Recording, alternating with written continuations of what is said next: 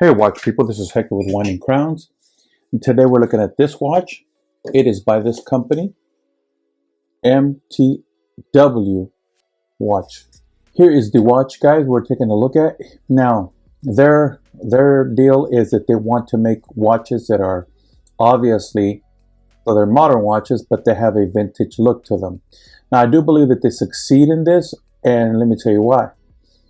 Is you can look closely at this watch, the dial looks dirty.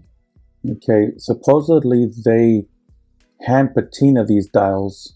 So when you're doing anything by hand, obviously they'll all look slightly different because you can't mimic the exact, thing every time. But that's cool because in nature, dials patina differently.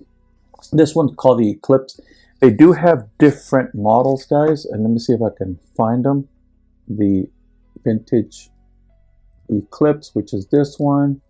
Then you have your Panda, which is like a black dial with the vintage looking sub dials, just different colors, the gray, green one. This one is the Eclipse, and it's like a dingy, goldish looking brown with the black sub dials, and then you have black chapter ring with a hint of red. Let's see if you can kind of see it there. I'm going to zoom in, guys, for you, get you by the light there. You can see that dirty gold colored dial. There's your sub dials.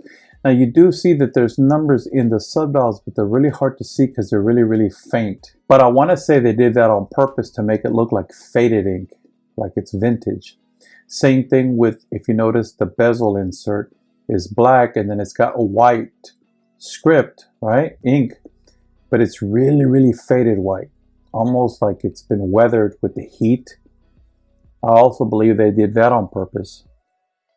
You have on the chapter ring, you have some red hash marks.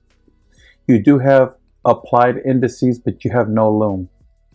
So there's no lume on those indices or the seconds, the small hands on the sub dials.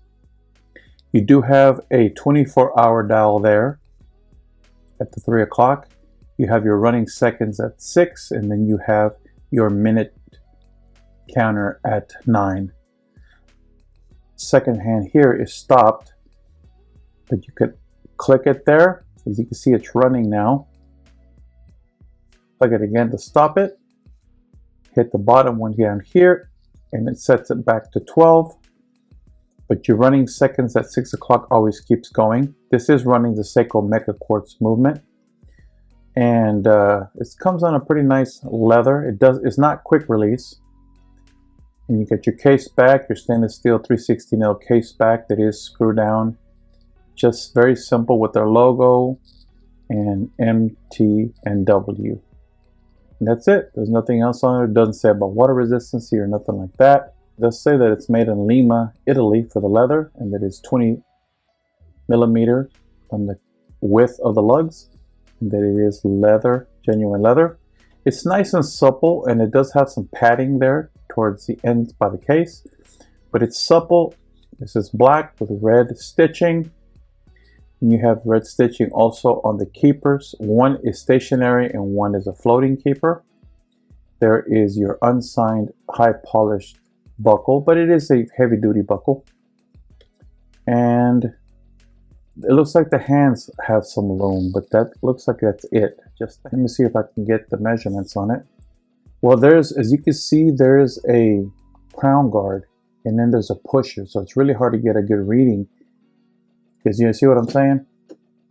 You can't get it on the crown, the reading, for an accurate case size, and you can't get it on the crown guards. You move a little bit over, you can't get it because there's a pusher, and if you move a little bit over, you're already on the lug. So getting a case measurement will be very hard, so I will get it on the bezel. Let's see what the bezel is. It should be accurate. It's a 40 millimeter case, and that looks about right because the bezel is flush with the case. Let's get the lug to lug. Is 47. 47.7. 47.8, something like that. So almost 49, I mean 48. You do have a 20 mil between the lugs. The strap did tell us that, and that is accurate. So good dimensions. Now let's go ahead and measure the thickness. That is 13.7, and that is because it's a very, very high dome on that crystal. Now mind you, it's not a sapphire crystal, and it's not a plexi. It does have lots of distortion to look vintage, and they did that on purpose, but it's like some kind of hardened mineral crystal. But see how it gets this white, like almost like plastic. See that? I thought it was plastic because you see how it turns white, kind of hazy, like plastic crystals do, but it's not. You feel it to the touch, and it's definitely some kind of glass, some kind of mineral or something. It's not plastic. Let's see if there's any lume on it. Probably just the hands. Let's check it out here.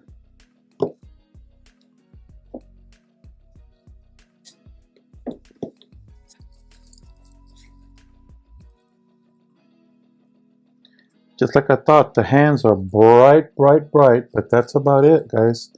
Not a whole lot to see there on the lume department. So, you know, you can see the time. As long as you have lume on the hands, you should be able to see the time at night. I don't know how long it'll last, but it's a pretty good looking watch, guys. Anyways, if you enjoy this type of content, guys, then please consider subscribing to the channel, guys. Tell your friends about the channel. Hit the bell icon so you're notified of the next video. Hit the like button. That thumbs up like really does help, guys. And leave comments. I enjoy your comments, guys. Thanks for engaging with me, guys, in the comment section. Anyway, guys, thank you for being with me. And remember, never stop winding crowns.